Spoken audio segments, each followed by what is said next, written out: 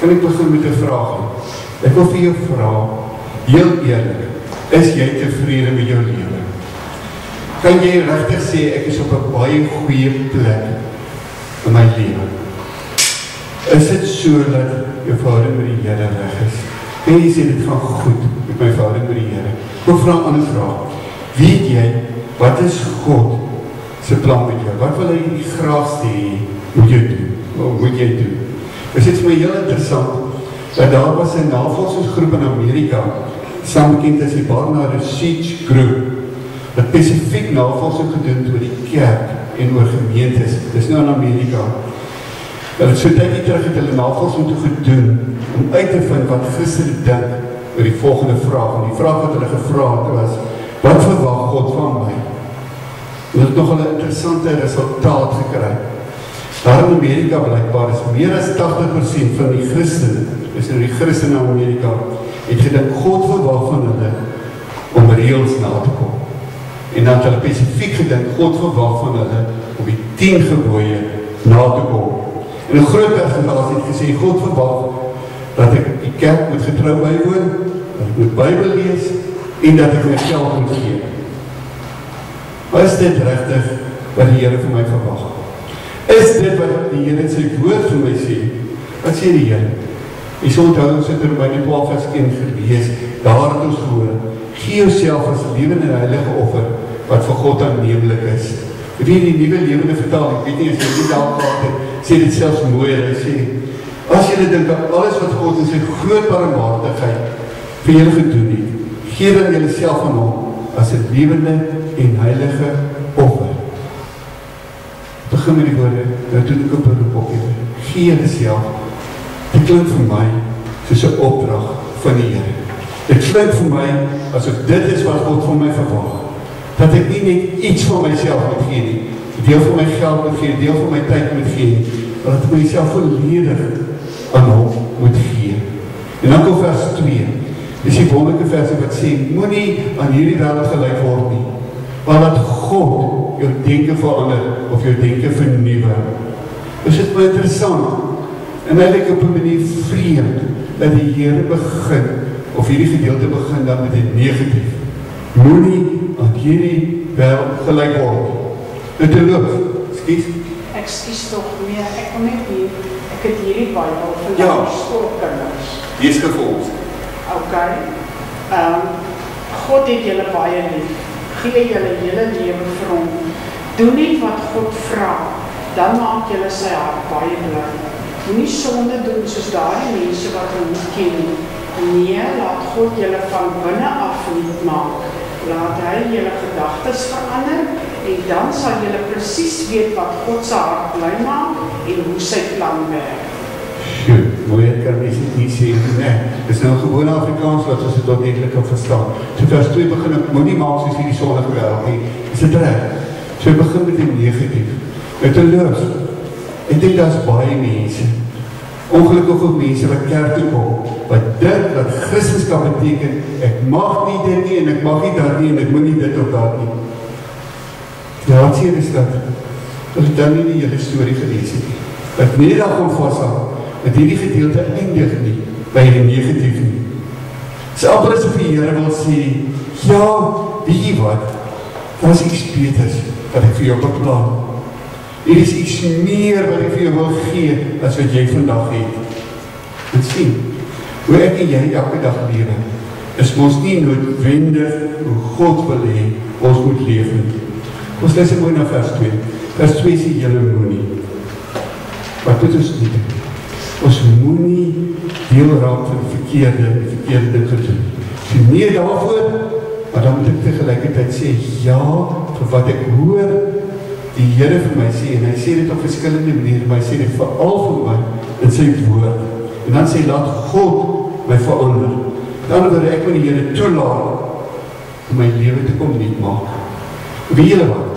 Vir hierdie donderdag, ek en oom Johan was daar, toe sit ons hier so, waar die ouderlinge, ja, by die nagmaalstafel, en ons praat oor gemeentebediening. En toe het Willie Kraus, interessante opmerking gemaak, het gesê, ons is mense wat al baie gehoor het. Ons het ons baie hier, ons het in die katekisasie klas, ons hoor wat die Here vir ons wil sê. Ons is goed in die hoorstorie. Ons is nie goed, sê Marite vir ons, in die gehoorsaamheid. Ons hoor, maar ons doen nie altyd wat die Here van ons vra nie. En dis hoekom ons prys wat ons is. Iemand anders het gesê, as jy 'n karakter, as jy 'n mens, jou lewe, 'n manier van lewe, wil verander, waar moet jy begin? Het gesê, jy begin by 'n mens se kop, by jou denke. Begin by die vraag, hoe dink jy oor God? Jy ooit al gedink. Sien jy van God, as jy wat vir jou ongelooflik lief het, en wat het regtig goed by jou bedoel, of sien ek vir God, as amper soos die spietkop, of die toesighouer, as moet 'n lysie staan, jy nog gesteel, jy was sien jy, ek en seker regmerkies maak, as jy goeie goed gedoen het, as jy genoeg regmerkies gehad het, dan so saak met die Here reg. Hoe sien jy vir God? Hierdie gedeelte begin was op grond van die groot ontferming van God. Of ons sê, God het my regtig baie lief, en ek bedoel dit met my goed. Vraag is net, glo dit, dat 'n mens is wat jy dink. Baie jare terug al, het Salomo gesê, Salomo dalk in Spreuke 27 vers 19 gesê, soos jy jou eie gesig sien as jy in die water kyk, dan ons nie daar die speels gehad nie, so sien jy jouself en wat jy dink. Bybel sê ja vir wat God van jou vra. Maar moenie inpas by die verkeerde dinge nie. Moenie maak soos die sonnige wêreld rondom jou nie. Jy moet eintlik nie daar inpas nie.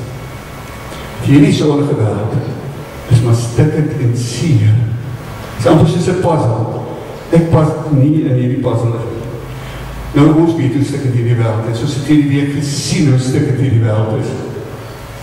Dit is my verskriklik, al die dinge wat in ons land gebeur het, onder andere hierdie 100-jarige tannie wat ons verkrag is. Mens kan nie glo, dat sulke stikkende seer goed, die Kraaifontein, dat ons 'n liggaam kon kry, sit onder 'n bed in 'n kas of waar ook al.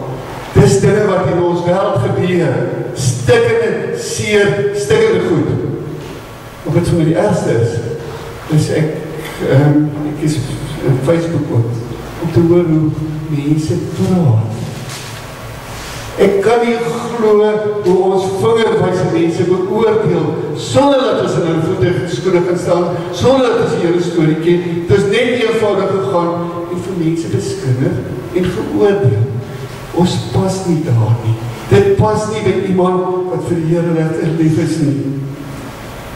En ek moet ons oor die Here sê, ek het iets moois vir jou gedagte. Iets baie meer spesiaal, die jou regtig gelukkig maak. Kom ek probeer dit verduidelik met 2 beelde. Een in die natuur en een sommer net. Nou die natuurbeeld gaan jy nou daar kry. Die natuurbeeld, dit ken ons, dit is die beeld van 'n skoenlap. Ons ken die skoenlap as 'n storie. Begin ons by Ergie, dis dit 'n larwe, dit spring toe, en 'n papie, en dan raak hy, wow, skoenlap, op die vele was al butterfly ball. Is mos verskriklik mooi daar. Kan nie glo dat 'n skoenlapper verskillende klere kan hê nie. Maar skoenlapper sê, dinge kan verander. Kan selfs mooier raak as die rispe. Nou dit is altyd van die rispe vreet homself te. Nee, dit is wat hy doen. Wat doen 'n skoenlapper? Skoenlapper vlieg van blommetjie tot blommetjie en soms wat hy styf met saam. En hy is besig om te doen. Maar dat is 'n onderprentjie ook. Nou niks teen verkleermannetjies nie.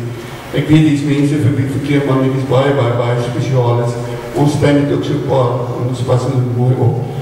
Maar wat is die probleem met verkleermannetjies is soos 'n toepas op Christene.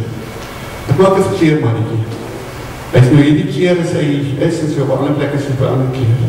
Met ander woorde, ek is in die kerk is ek so, ek pas daar aan, vanmorgen daar, waar mense vloek en skel, ek maak ek maar net so, vloek en skel, en jok, en skinder, en oordeel ek maar net soos die ander. Pas hier en ek pas daar in, ek ongeacht, hoe die omstandigheid is, ek pas maar net man. Ek dink, mense dadelijk aangekom, dit is nie wat die Here wil hê. Die Here wil hê, ek moet vernieuwe en 'n verskil maak, kom ek nou maar aan 'n voorbeeld.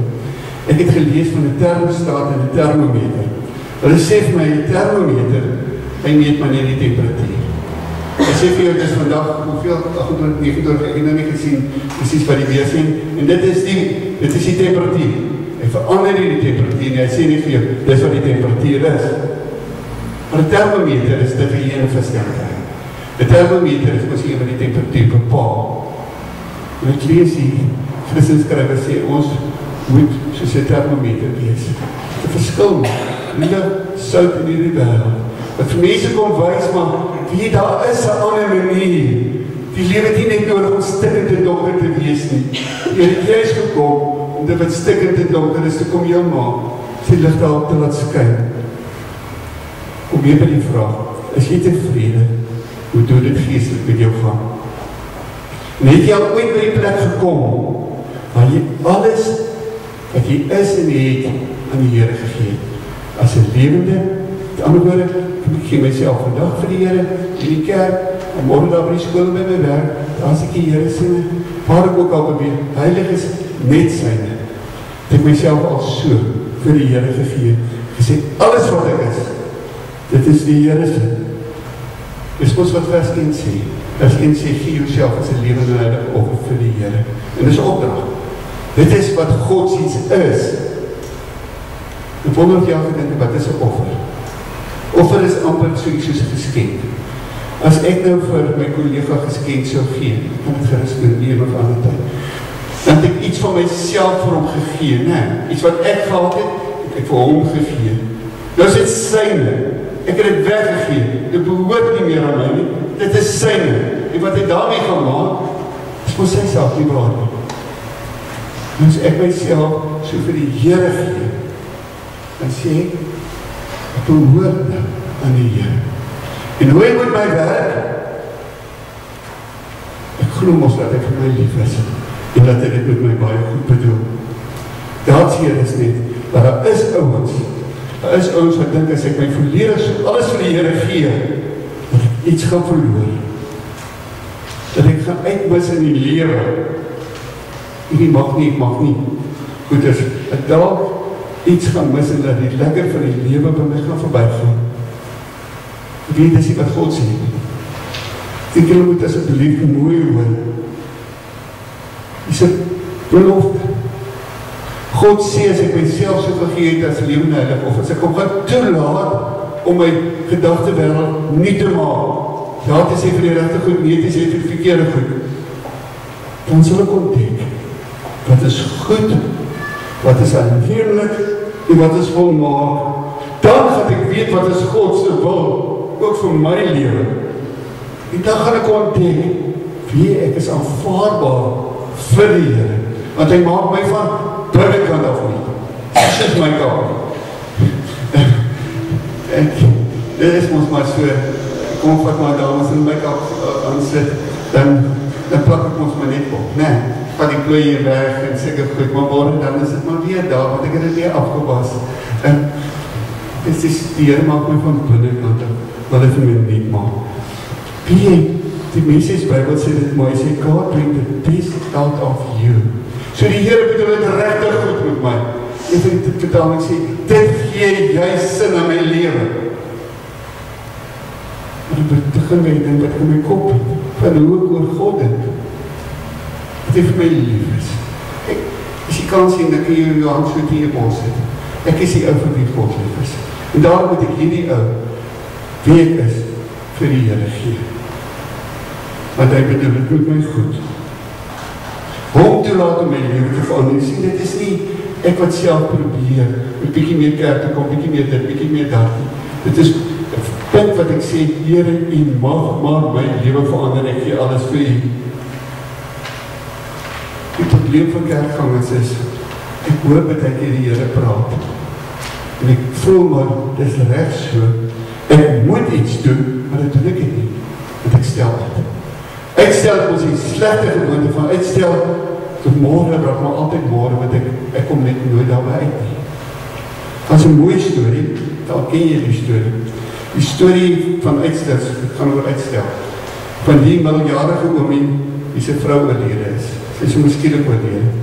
En toe jy nou daar by die begrafnisondernemer kom, en hulle tref die reëlings, toe vra die begrafnisondernemer, maar goed, moet ons nou die tannie uitlê, dat die klere gaan sy aan vir die begrafnis. Ewe skielik in die oom nou 'n ander probleem, hy het nooit aan gedink. En so gaat hy nou huis toe en hy krap dan die tannie sy kas. Wat die klere gaan hy nou vir die tannie laat aantrek vir die begrafenis. En so het die klere uitgepak, so op die bed neergesit, en so kom hy by die onderste laai. Die onderste laai was dat toe die toegedraaide pakkie. En toe die pakkie oopmaak, dus het onderklere, prachtige, sagte, mooi onderklere. Die prijs was nog gedaan, en ek kan sien sy het dit so 10 jaar teruggekoop. Vir 'n baie spesiale dag. Daai spesiale dag het volgens haar nie aangebreek nie. Toe die man hy onderkleertjies gevat en naby die ander klere neergesit. En toe die soms op die bed gesit, sommer moedeloos het gesê, hoekom wag vir 'n spesiale dag? Hoekom wag? Vandag is ons 'n spesiale dag. Trouwens, ek is spesiaal vir die Here. Hoekom tevrede wees as God iets meer in lewe vir my bedoel het? Dit is spesiaal, en dit kom in die laaste prentjie. As God vir my liefhet. As ek dit regtig glo. As ek dit regtig glo dat God met dit goed bedoel, en ek glo hy weet beter as ek. Hoekom gee ek myself nie? Hoekom gee ek nie alles wat ek het? Want hy beskik wel net so sikkel. Hoekom gee ek nie vir die Here?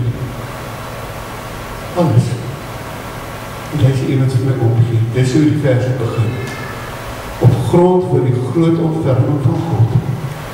Doen ek 'n beroep op Here. Vra wat wil die Here hê moet ek doen? Ek 'n beroep op Here. Gee jouself. Hoe gebeur dit? God gaan my nie maak.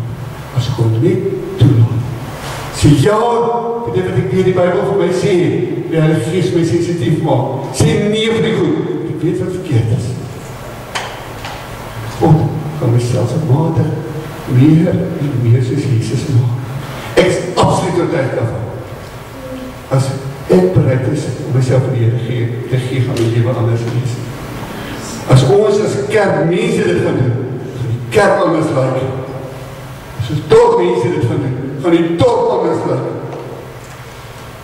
En droom jy nie saam met my dat ons land anders lyk, as wat hy nou is. Droom jy nie saam met my dat die opskrif in die Koran teen die pale iets anders wees as wat ons nou het. Is dat nie wonderlik wees om te sê op die pale, maar kyk wat het die Here gedoen en waarmee sy besig is. Maar waar begin hy? Vir jou, vir my, gehoor het en gedoen.